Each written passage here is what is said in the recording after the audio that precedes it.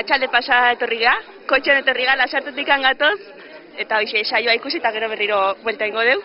Jarraitu, jakin zein pasadian eta hola bai, baina saioik ikusi eta hola ez dakago ohitura normalen iparraldeko txapelketa finala hola ikusta etortzea, baina bestela.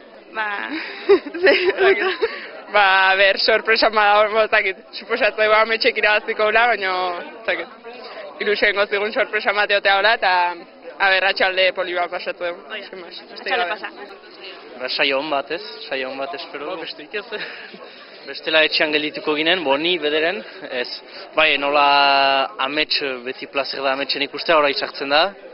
Eta uste dut hemen direla kanporaketetan ikusitugun on batzu, Odei edo Xumai edo Eneritz, eta gehien eta ekiren sostengatzeran ibistan da. Ara. Zer egan duk notik. Ni berdin. Ikusteat pixat inspiratzera ere, ondoko aliko. Eta ikusteat ze maila mate duten, eta ze maila banbarko dugun gugero.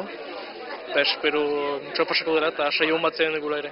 Egia esan lehenengo saioa da ikusiko duguna, eta ez moa genukan hau, eta gero finaleako hartu ditugu sarrerak. Eta lehenengo aldia da iparraldeko bertso txapelketa, ni nire kasu behintzat etortzen naizena. Pixkat azken urteko booman gatikan, pixka bat gehiago jarraitzen hasi naiz, azkeneko bertso txapelketakin.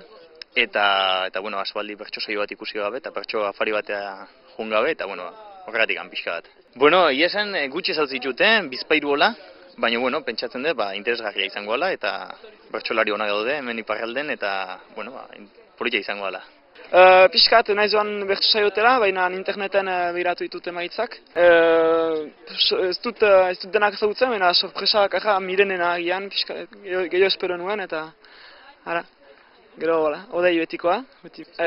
Gaurkoan Odeia ateratzea, gero ametsari da ez, ametsere bai, eta gero besteak ez da ikusiko.